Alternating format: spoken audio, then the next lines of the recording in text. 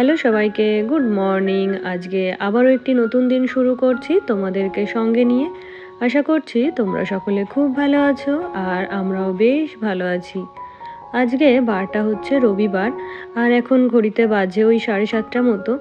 তো যেহেতু রবিবার স্কুল অফিস ছুটি, তো সেই জন্য একটু শুয়েই ছিলাম। আবার তানিয়া যে কখন আসবে তারও কোনো ঠিক নেই।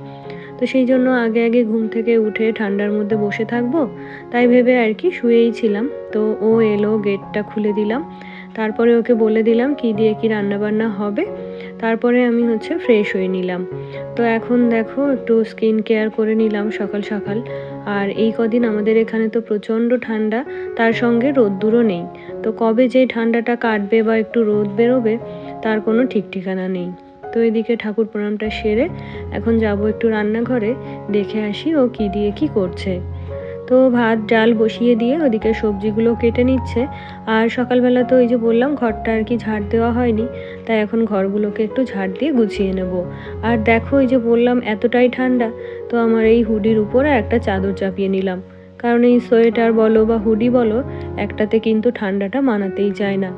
আর জানো তো এখন এই ঠান্ডার কারণে এতটাই জুবুথুবু হয়ে থাকতে ইচ্ছে করে যে ক্যামেরার সামনে আসতেই ইচ্ছে করে না। কিন্তু সেটা করলে তো আর ব্লগ শ্যুট করা হবে না। তো যেভাবে থাকি আর কি সেইভাবেই তোমাদের সামনে চলে এলাম। তো এই ঠান্ডার মধ্যে যতক্ষণ কাজের মধ্যে থাকি ততক্ষণ তো বেশ ভালোই লাগে।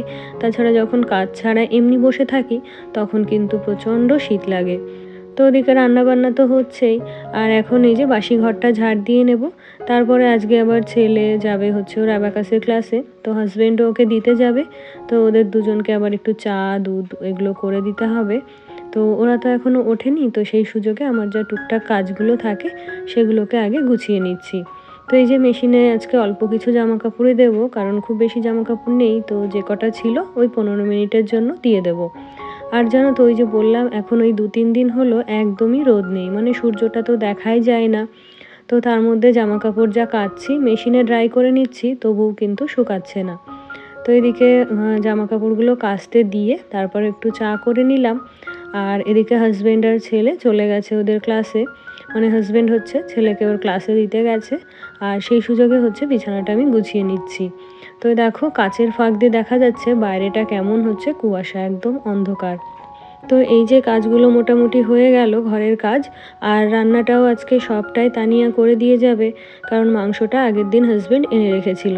না হলে কি হয় বলো তো, ওই যে বাজার থেকে আসার পরে যখন 12টার দিকে বাকি রান্নাটা করি, মানে মাংসটা রান্না করি, আর তাছাড়া মাছের বাজার সবজি বাজার এগুলো সব গুছিয়ে রাখতে হয়। তো সবটা সামলাতে গিয়ে আমার একেবারে তালগোল পাকিয়ে যায়। তো হাজব্যান্ড প্রথম থেকেই বলতো যে চিকেনটা আগের দিন এনে রাখবো, তাহলে ওকে দিয়েই রান্নাটা করিয়ে নিও। তো সেই মতো করে হচ্ছে আগের দিনই চিকেনটা আনানো ছিল। তো আজকে বলেছি চিকেনটাও ওকে করে দিয়ে যেতে। আর পরে যখন হাজব্যান্ড বাজার নিয়ে আসবে তখন বেলা হলেও খুব একটা অসুবিধা হবে না। যা মাছ বাজারই আনুক বা সবজি বাজারই আনুক, সেগুলো আমি পরে ধীরে সুস্থে গুছিয়ে নিতে পারবো। তো ঘরের কাজ তো মোটামুটি গুছিয়ে নিয়েছি। আর যে জামা কাপড়গুলো কাচতে দিয়েছিলাম সেগুলো এখন এখান দিয়েই মেলে দিচ্ছি। এই অল্প কটা জামা কাপড় আর ছাদে মেলতে যাব না। আর ছাদে যদিও দেওয়া যেত, তো রোদ নেই তো ওই জন্য আর কি ছাদে দেবো না। তো ঘর দিয়ে এই যে দুটো দড়ি আছে, এখান দিয়ে জামা কাপড়গুলো মেলা হয়ে যাবে। তো ভেবেছিলাম স্নানে যাব, তার জন্য সোয়েটার চাদর সব কিছুই আর কি খুলে রেখেছি। তো এখন হচ্ছে তানিয়া বলল ওর নাকি হিয়ারিংয়ে যেতে হবে, তো তাই জন্য ওকে বেরিয়ে যেতে হবে, বাড়ি থেকে ফোন করেছিল। তো চিকেনটা বসিয়ে দিয়ে রান্নাঘরটা পরিষ্কার করে দিয়ে গেছে, মানে ওভেন টোভেন সব কিছুই পরিষ্কার করে দিয়ে গেছে। আর হচ্ছে বাকি রান্নাটা আমি একটু দেখে শুনে নামিয়ে নেব। তো এদিকে আজকে রান্না হয়েছিল বাঁধাকপি আলু দিয়ে আর বাঁধাকপি দিয়ে একটা তরকারি। আর এখানে করেছে ডাল। তো আমার গত ভিডিওতে একজন দিদিভাই ওই মিষ্টি আলু বাটার রেসিপিটা জানতে চেয়েছিল।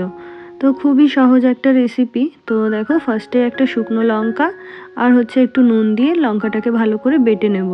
তো যেহেতু পেঁয়াজ দেব, তো সেই জন্য পেঁয়াজ আর লঙ্কাটা যদি একসাথে বাটি তাহলে কিন্তু লঙ্কাটা ভালো করে বাটা হবে না। তো এই লঙ্কা বা পেঁয়াজের পরিমাণ তোমরা তোমাদের আন্দাজ মতো দিতে পারো। তো তারপরে লঙ্কা আর পেঁয়াজটাকে খুব ভালো করে বাটা হয়ে গেলে ওই যে সেদ্ধ করে রাখা যে মিষ্টি আলু ওটাকে দিয়ে এর সঙ্গে খুব ভালো করে মিশিয়ে নেব।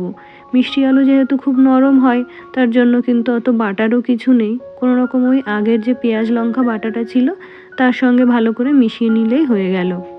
তো তারপরে দেখো 1 জানুয়ারির দিন রাতের বেলা আমরা গেছিলাম একটু বাজারে। তো ওখান থেকে আমার জন্য দুটো উলের নাইটি এনেছি। তো আগে কখনো জানো তো এই নাইটিগুলো আমি পরিনি, কেমন যেন মনে হয় গা কুটকুট করবে। তো সেই জন্যই আর কি এই নাইটিগুলো আমার কখনোই কেনা হয়নি।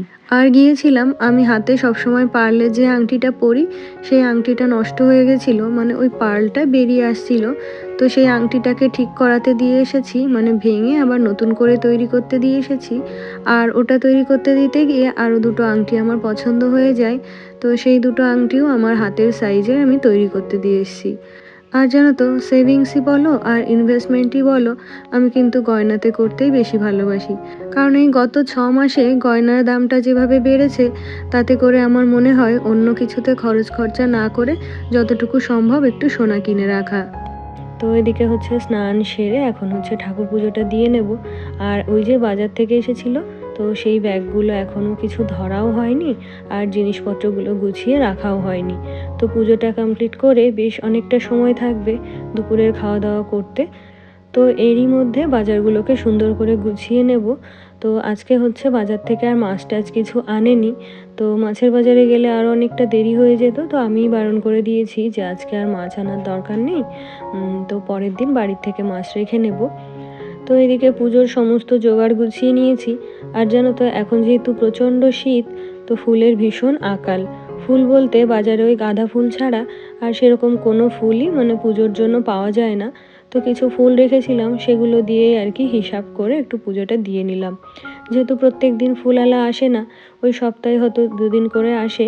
তো এই 2 দিন করেই ফুল রাখা হয় আর ওই 2 দিনের ফুল দিয়েই সারা সপ্তাহটা চালানো হয়। তো পুজোটা তো কমপ্লিট করে নিলাম। আর এখন এই যে বাজারের ব্যাগ থেকে সবজিগুলোকে গুছিয়ে ফ্রিজে তুলে রাখবো। আর জানো তো সকাল থেকে যেহেতু এতক্ষণ স্নান হয়েছিল না, তাই কিন্তু প্রচণ্ড ঠান্ডা লাগছিল। আর যখনই স্নানটা করে নিলাম তখন কিন্তু আমার ঠান্ডাটাও একটু কম লাগছে। তো এখন দেখো এই যে ভেজিটেবল বাস্কেটটা বের করে নিলাম। তো এর ভিতরে যে কাপড়টা, এটা বেশ অনেক দিনই হয়েছে আমি ইউজ করছি। তো এটাকে ভাবছি আজকে চেঞ্জ করে অন্য একটা দেবো। আর জানো তো একটা কথা আমি সবসময় রিয়েলাইজ করি, যে সংসারটাকে যদি ভালোবাসা যায় তাহলে কিন্তু সংসারের কাজগুলো করতেও ভালো লাগে। তো চলো সবজিগুলো গুছিয়ে নিতে নিতে তোমরা যারা আমার আগের ভিডিওতে কমেন্ট করেছিলে তোমাদের নামগুলো নিয়ে ফেলি। তো আমার গত ভিডিওতে কমেন্ট করেছিল মৌমিতা দে, আর কমেন্ট করেছিল প্রিয়াঙ্কা দে, আর কমেন্ট করেছিল বিউটিস মেকওভার লাইফস্টাইল থেকে দিদিভাই, আর কমেন্ট করেছিল ঘরে বাইরে থেকে পূজা, আর কমেন্ট করেছিল সামিয়া আক্তার। তো তোমাদের সকলকে জানাই অসংখ্য ধন্যবাদ আর অনেক অনেক ভালোবাসা। নতুন বছর তোমাদের সকলের খুব ভালো কাটুক আর তোমরা সকলে খুব ভালো থেকো। আর জানো তো এই সবজিগুলোকে সেপারেটলি রাখার জন্য কিছু কন্টেনার বা বক্সও পাওয়া যায়। তো ওগুলোতে সবজি রাখলে কি হয় বলো তো, ফ্রিজের যে শেলফগুলো আছে ওগুলোকে হচ্ছে ওই শেলফের মধ্যে দিয়ে রাখতে হবে। তখন অন্যান্য খাবার দাবার রাখার জন্য শেলফে জায়গা পাওয়া যাবে না। আর এদিকে ভেজিটেবল বাস্কেটটা তো খালিই থাকবে। তো সেই জন্য ওই ধরনের কন্টেনারগুলো মানে ইউজফুল হলেও আমি কিন্তু এখনও ওগুলো কিনিনি। তো তারপরে দেখো কিছু আলু এনেছে, টমেটো এনেছে। তো নতুন আলু এনেছে, তো নতুন আলুটা হচ্ছে যদি একটা প্লাস্টিকে করে দিত তাহলে আর সবজিগুলো এত নোংরা হয় না। তো ওই নতুন আলুতে যেহেতু বালি রয়েছে, তো সেই জন্য যে সবজিগুলো ছিল যেমন টমেটো, তারপর আরও সবজি, তো সেগুলোতে যেন তো বালি হয়ে গেছে। তো আলুগুলো মানে রান্না করার সময় যাতে খাবার দাবারে খুব একটা বালি ছড়িয়ে না পড়ে, তো সেই জন্য আগে থেকে ধুয়ে এগুলোকে শুকিয়ে রাখবো। আর ওদিকে টমেটোটাও যেহেতু আলুর সঙ্গেই ছিল, তো টমেটোটাও হচ্ছে একই সঙ্গে ধুয়ে নেব। আর ওদিকে দেখলাম বেশ কিছু মটরশুঁটিও নিয়ে এসছে। তো শীতের সময় তো বাজারে মটরশুঁটিটা খুব ভালো পাওয়া যায়। আর এটা কিন্তু সব রকম তরকারি বলো সবজি বলো এটার সাথে খেতে কিন্তু বেশ ভালোই লাগে। তো এগুলোকে এখন ছাড়িয়ে রাখবো, না হলে পরে একবার মানে রেস্ট করতে চলে গেলে আর এগুলো করা হবে না। কারণ এই যে দুপুরে খাওয়া দাওয়ার পর যেহেতু বিছানায় চলে যাই, তারপরে সন্ধ্যাবেলা আর উঠে মন চায় না যে এই ধরনের কাজগুলো করি। তার উপর আবার সন্ধ্যাবেলায় কিছু টিফিন তৈরি করার থাকে। তো সেই জন্য এই ধরনের কাজগুলো যদি একটু দুপুরের দিকে গুছিয়ে রাখি তাহলে সন্ধ্যাবেলাটা বেশ ফ্রি থাকা যায়। তো তারপরে দেখো আমরা হচ্ছে দুপুরের খাওয়া দাওয়া করব। তো এখন হচ্ছে প্রচণ্ড ঠান্ডা আর রান্না তো হয়েছে বেশ আগেই। তো সমস্ত খাবার দাবার আবারও একবার করে গরম করে নিলাম। তো আজকে যেহেতু হাজব্যান্ড ছেলে বাড়িতে রয়েছে, তাই আর কি পুরো খাবারটাই হচ্ছে গরম করে নিয়েছি। তাছাড়া হাজব্যান্ড অফিসে গেলে বা ছেলে স্কুলে গেলে দুপুরবেলাটা যখন আমি একা খাবার খাই, তো তখন শুধুমাত্র আমার খাবারটা গরম করে নিই। তো এখানে ওই যে বললাম কিছু গ্রসারি এনেছিল, তো ওগুলোকে গুছিয়ে তুলে রাখলাম। ওগুলো এখন ঢালবো না, কারণ ওগুলো যে কন্টেনারে থাকে সেগুলো এখনও খালি হয়নি। আর এখন ওই যে বললাম এখন আর শুতে যাব না, তো আজকে জানো তো একটু পায়েস তৈরি করব। তো তোমরা তো যারা আমার ভিডিও আগে থেকে দেখছো তারা তো জানোই যে হাজব্যান্ড প্রায় ওই শীতের শুরুর দিকেই কিছু পাটালি গুড় এগুলো এনেছিল। তো এতদিন তো সেগুলো দিয়ে কিছু করা হয়নি, তো আমি ভেবেই নিয়েছিলাম যে একবারে পরীক্ষাটা শেষ হয়ে যাক, তারপরে ওগুলো দিয়ে একে একে পিঠে পুলি ওদেরকে করে খাওয়াবো। তো এখন তো আমার পরীক্ষাটা শেষ হয়ে গেছে, আর হাজব্যান্ড হচ্ছে অন্যান্য পিঠে পুলির থেকে পায়েসটাই খেতে বেশি পছন্দ করে। তো সেই জন্য ভাবলাম যে একটু বেশি করে পায়েস করে রাখি, তাহলে অফিস থেকে ফিরে সন্ধ্যাবেলার টিফিনটা ওই পায়েস মুড়ি এগুলো দিয়ে করতে পারবে। আর জানো তো পায়েস তৈরি করার জন্য আমি এই আগারোর প্যানটা নিয়ে নিলাম। এটা তো ভীষণ ঠিক। তো পায়েস বলো, বিরিয়ানি বলো, পোলাও বলো, এগুলো তৈরি করার জন্য এই প্যানটা কিন্তু ভীষণ ভালো। যেহেতু অনেকটা মোটা, তাই কিন্তু খাবার দাবার পুড়ে যাওয়ার কোনো ভয় থাকে না। তো ওদিকে দুধটা ফুটিয়ে চালটার মধ্যে দিয়ে দিলাম। আর ওই যে বললাম প্যানটা ভীষণ ভালো, তো তার জন্য পায়েসটা তো সবসময় আমরা জানি যে নাড়তে হয়, না হলে তলায় লেগে যায়। কিন্তু এটাতে জানো তো ওরকমটা কখনোই হয় না। আমি তো এটাতে প্রায় 2 থেকে 3 বার পায়েস করে ফেলেছি, তো খুব বেশি আমাকে ওটার দিকে ধ্যান দিতে হয় না। তো এদিকে পায়েসটা আজকে সবটা গুড় দিয়েই করব, তার জন্য কিছুটা পাটালি গুড় আর এখানে একটু কাজু কিশমিশ নিয়ে নিয়েছি। তো এখানে একটু সমস্যা হয় জানো তো, কারণ হাজব্যান্ড হচ্ছে শুধুমাত্র কাজুটাই খাবে, কিশমিশটা খাবে না। আর ছেলে হচ্ছে কাজু কিশমিশ কোনোটাই খায় না, আর কিশমিশটা ওই আমাকেই খেতে হয়। তো যখন ওরা ওয়েস্ট করে না তখন ভীষণ খারাপ লাগে আর কি, যেহেতু ওগুলোর ভীষণ দাম। তো ওদের বাটিতে যেটাই পড়বে সেটাই কিন্তু ওরা ফেলে দেবে। তো এদিকে দেখো চালটা ফুটে এসেছে, আর এখন কাজু কিশমিশ আর এই গুড়টা দিয়ে দিলাম। তো সব গুড়টা যেন তো লাগবে না, কারণ ওই যে আগের দিন পাটিসাপটা করার জন্য একটু কনডেন্স মিল্ক আনা হয়েছিল, তো ওটার কিছুটা ব্যবহার করেছিলাম আর কিছুটা হচ্ছে ফ্রিজেই ছিল। তো এখানে যেহেতু কনডেন্স মিল্কটা দেব, তো এটা তো মিষ্টি হয়ই, তো সেই জন্য পাটালি গুড়টা একটু কম করেই দিলাম।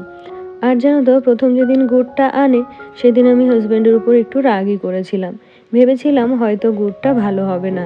তারপরে আজকে যখন রান্না করলাম তখন দেখি এত সুন্দর গন্ধ বেরোচ্ছে, আর টেস্টটাও ভীষণ ভালো। তাহলে বন্ধুরা আজকে তবে এই পর্যন্তই, তোমাদের সাথে আবারও দেখা হচ্ছে নেক্সট ব্লগে।